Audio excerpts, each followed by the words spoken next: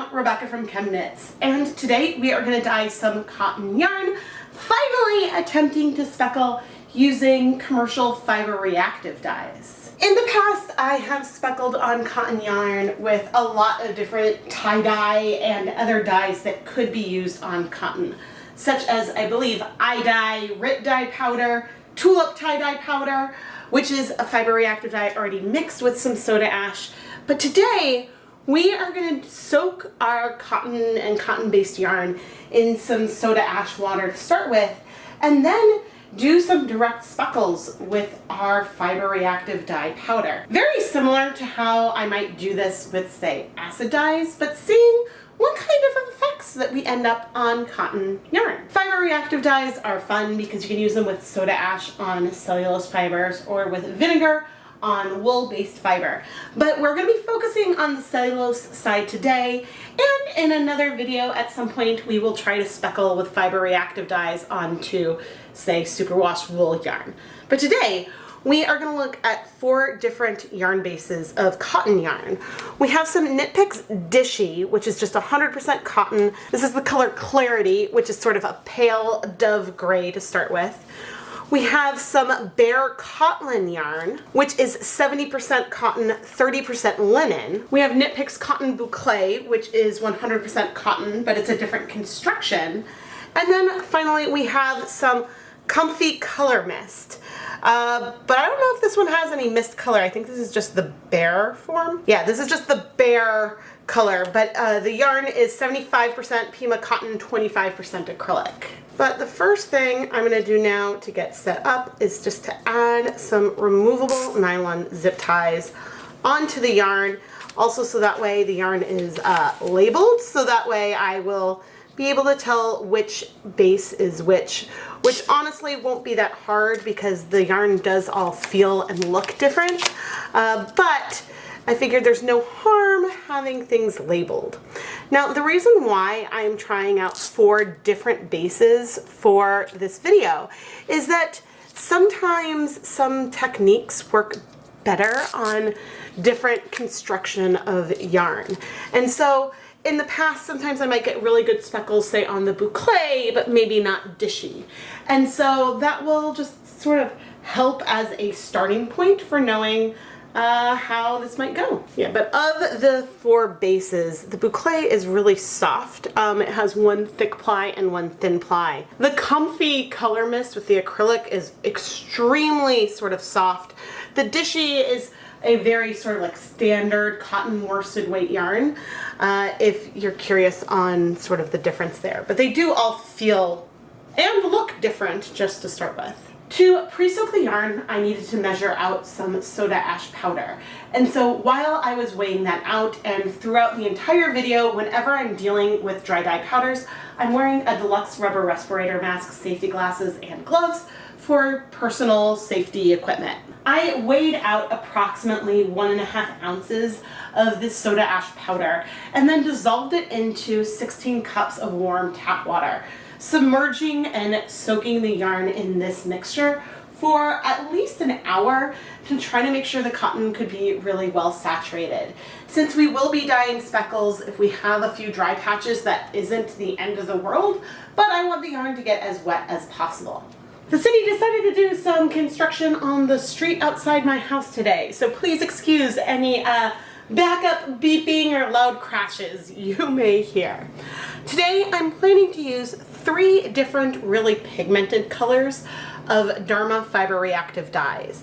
We have Raven, Grape, and Nightshade. Now, I believe that Nightshade is one of the blacks, and it's a black that is supposed to break a little bit blue. I think that's the color. Although maybe that was Raven that is the black and not Nightshade, and Nightshade is more of a navy. I don't remember because it's been a while since I've used these colors. But I have used these 3 colors together in the past, and I don't believe any of them have turquoise in them, which is a color that tends to spread a little bit more, so I don't think would be a good candidate for speckles. But anyway, these are the colors we will try to play with. And instead of a yarn mop today, I have a bandana mop that does have some staining from some other projects, but I'm going to pop this in the soda ash after I remove the yarn. So one at a time, I'm going to take up these skeins and squeeze out, I would say, as maybe not all the way as much, but get it so that way it's definitely not dripping.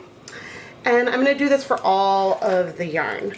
Cotton yarn in general is pretty absorbent, so it would be hard to remove a lot of the liquid, but by removing liquid, we are more likely to get smaller specks, but we'll see.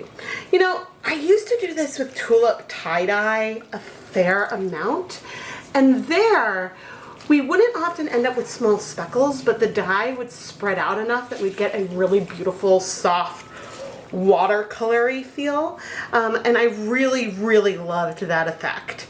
And so if we end up with something like that, I will be really happy with what we see. But the other thing that I'm not exploring today is mixing the dyes with either soda ash powder, salt. Salt might make it spread, or I don't know if the dyes would react with sugar. They probably would react with sugar because that's cellulose. And I'm just gonna briefly wet this in here, and I'll set it in like a secondary container or something. But yeah, I'm trying to think about what powder I could try to mix the dyes with to dilute it so that way we could spread it out a little bit more. But that is something that we can also explore at a later date. And now, well, let's get set up to speckle. I'm really not sure why the water turned that kind of orange color, except for the fact that a lot of times with cotton yarn, when I soak it, there is color that comes out into the water. Now, I think a lot of this yarn is all DK or worsted weight, which is something that is going to work in our favor for speckling because it just means that we have a little bit less surface area. There's fewer strands of yarn overall, and so it'll be a little bit easier to get coverage. But I also want to try to make sure that I don't add so much dye onto here that we don't get any speckles of any kind at all. Now with this damp rag, I'm going to use it to wipe my fingertips to get any dye off. Then I will be rinsing and drying my gloves before I go into any other colors. But I will likely be cutting a lot of that from the footage. My respirator mask and safety glasses are back on. And let's start with Raven. So I'm going to take a little pinch of the dye powder, and there actually is some grit to it. And I am just trying to lightly speckle it on, like I would do if I was using acid dyes and trying to do some kind of countertop speckles. And I'm trying to not go super heavy, but also spread it out. So I doubt that this is going to help me remember which color is which, because I'm planning on sort of layering the colors on each other a little bit, but I think that it should still be rather nice. Okay, that was the Raven. Actually, now we can see the color. Whoa, okay, I think this is probably our black. From wiping my fingers on, I see some red and blue pigments in with the black color. But yeah, this is pretty pigmented.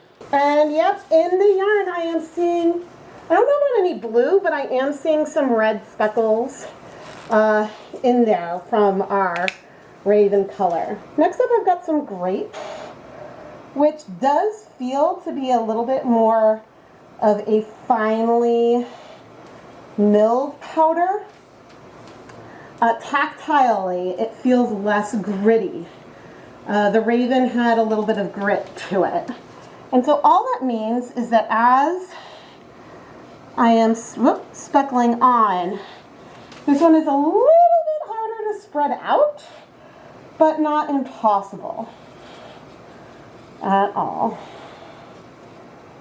And so I'm not aiming for any kind of pattern, and in fact I will probably be a little bit more random once we flip, but that is some of our Grape, which I do remember is a very great purple, which you can see as I wiped my fingers on here. I am very curious what this patterning will end up looking like, but it's got a lot more of a red tone to it.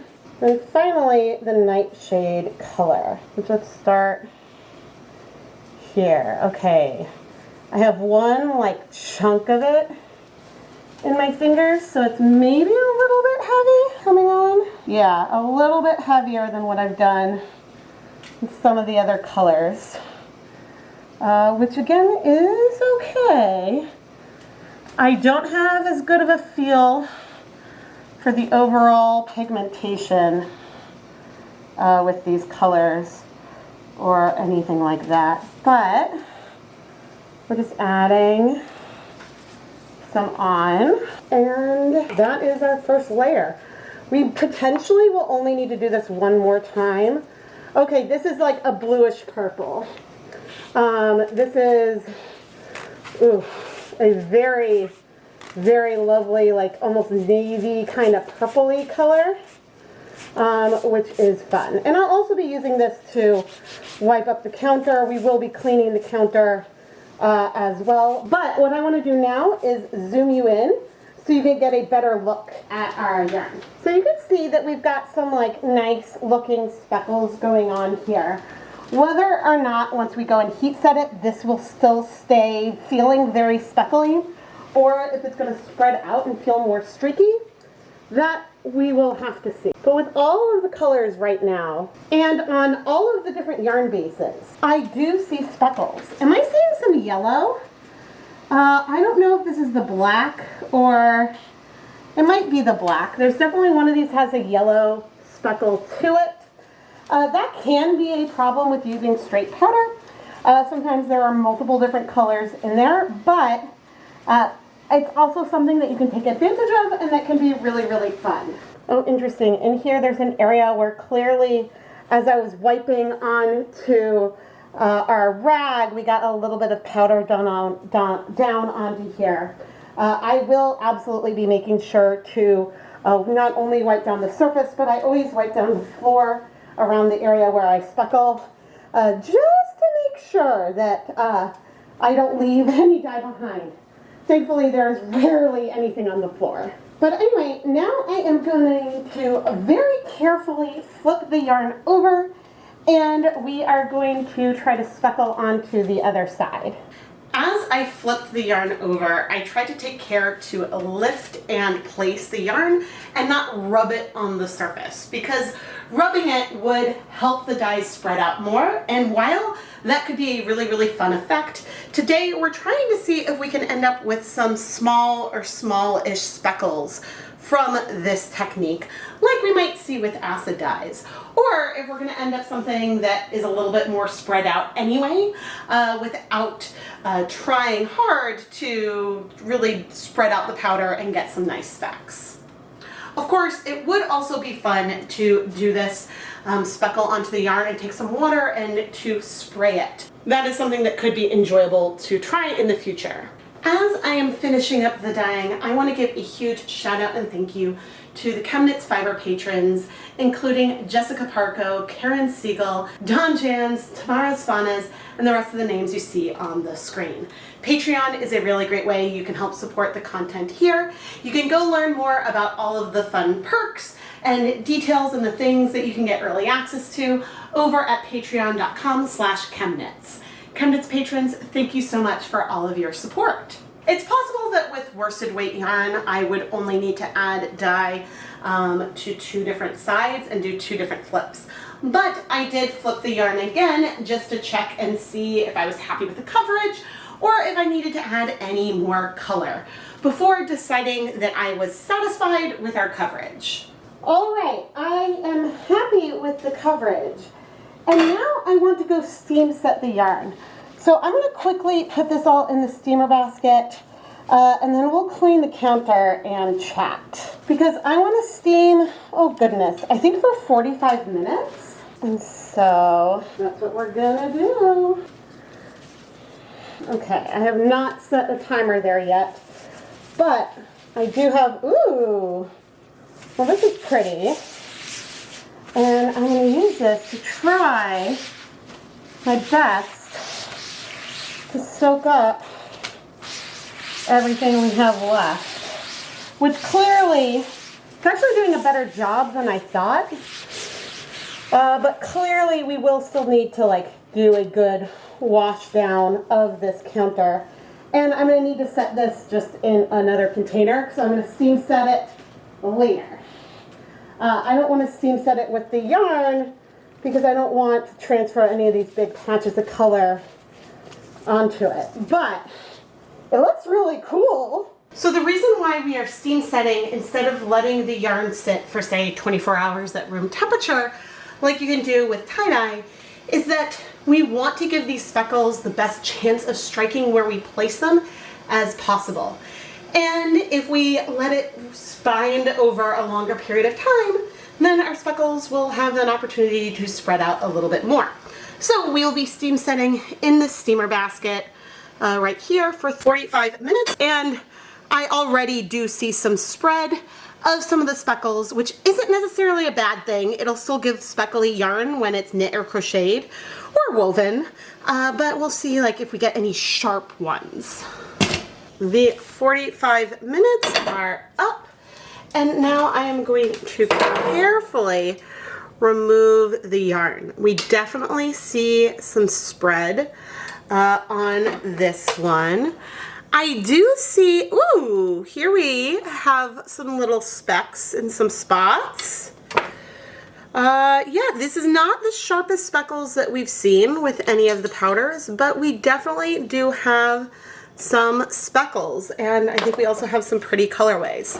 So I'm going to set this yarn aside to cool completely, and we're going to steam set this handkerchief as well, also for about 45 minutes. I'm going to start the washing with just 2 skeins because in my experience fiber reactive dyes tend to have a lot of bleeding, but I'm not seeing any color come out right now. And so, okay, there we go. That's what I'm a little more used to. Seeing some color. We might need to let it soak for a little bit just because since we did use the dry powder, it's possible that we have some undissolved dye. Now, I don't know what it is about the soda ash. It makes the yarn feel a little slimy. I personally just like dyeing wool a little bit better, I will be honest. But I will say we've got some really nice pigmentation in here. And I do see some nice discreet speckles as well. Let me start adding some dish soap. Now, one of the last times I dyed cotton, which that video may not have come out yet, I actually finished the washing in my washing machine because we had a lot of bleeding. I'm not actually anticipating nearly as much today. We are seeing some. It is purplish, but this really is not that bad. And what I did the other time was I put a lot of rubber bands around the yarn before putting it through the washing machine. But again, I don't want to do that today. I'm going to fill up this basin and leave the yarn in here to soak for a little bit. But already, I mean, there's a bit of color, but it's already, yeah, significantly better, and that is not bad at all. So I'm going to add just a little bit of soap to this, and we're going to let this sit for maybe about 5 minutes before rinsing some more. Okay, we are seeing some more significant bleeding now after that soak, but in my opinion, that is still pretty good. Pretty good. And so yeah, I am going to keep rinsing until the water is clear, and I will check back in and let you know when that happens. Just a couple of rinses later, and I've had the yarn soaking in water for a minute or two, and that's looking pretty clear. So now I'm going to go ahead and rinse the other 2 skeins just really quickly. As I wash the other 2 skeins and then the bandana, I just want to say that if you had picked a fiber reactive dye that has turquoise in it, that likely would bleed for a lot longer. something about that color tends to bleed. I'm not really sure of the chemistry of it, but I am super excited to see how this yarn comes out of the spin dryer and then finally dries.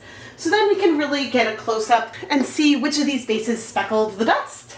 And here we have the finished dry yarn. We have our comfy color mist, which is 75% Pima cotton, 25% acrylic. We have the cotton boucle, which is 100% cotton, but has that thick ply and thin ply. We have the Cotlin, which is 70% cotton, 30% linen. And finally, we have our Dishy that started off with a pale gray color, which is 100% cotton.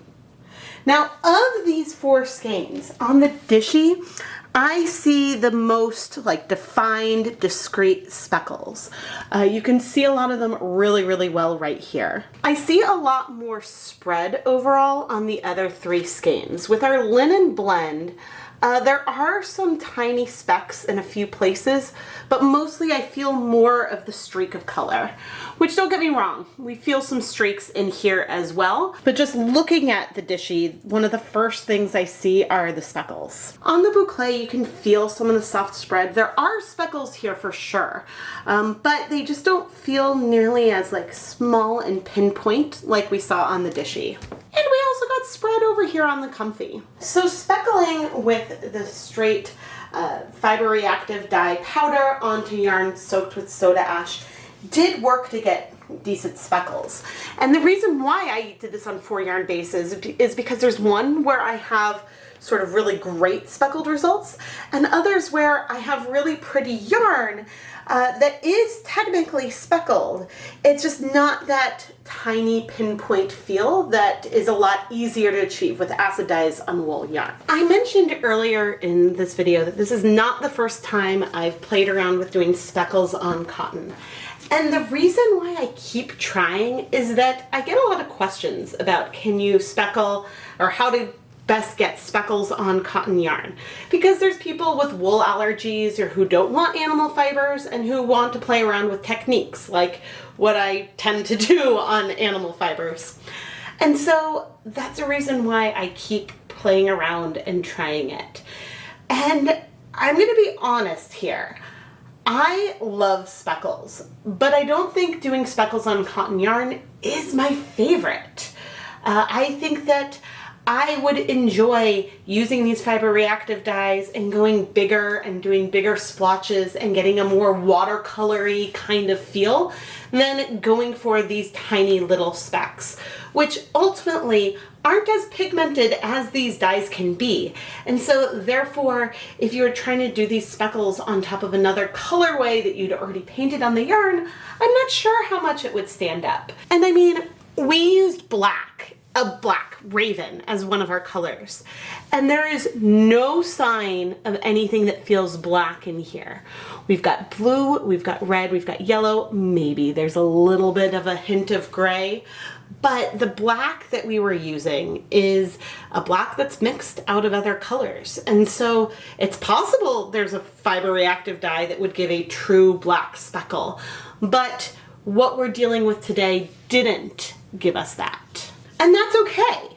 But I think it's time for me to move on into other types of techniques on cellulose fiber to find what I love to do there. Because I enjoy messing around and trying out different techniques, but I haven't found, bam, this is one of my favorite techniques to do on this type of yarn in the way that I have favorite types of techniques and colorways to create on wool-based yarn. But that's part of the fun of this whole channel. I am constantly trying to discover different ways to play with color and yarn.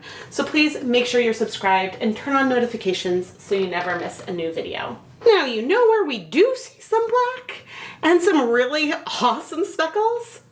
On our bandana, our little mop here that I use to wipe off dye off the counter.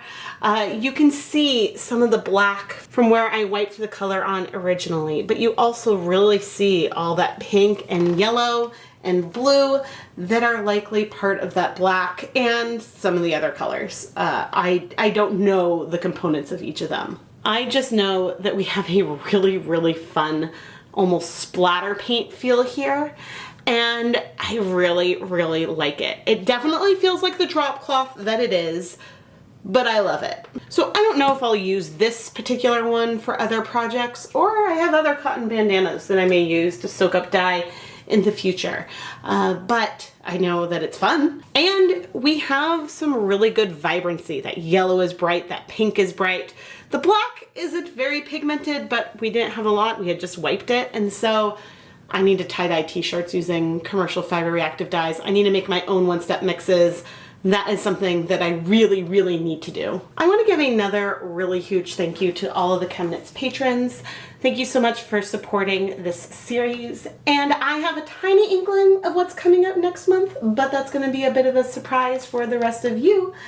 So stay tuned. I am Rebecca from ChemKnits, and thank you so much for watching.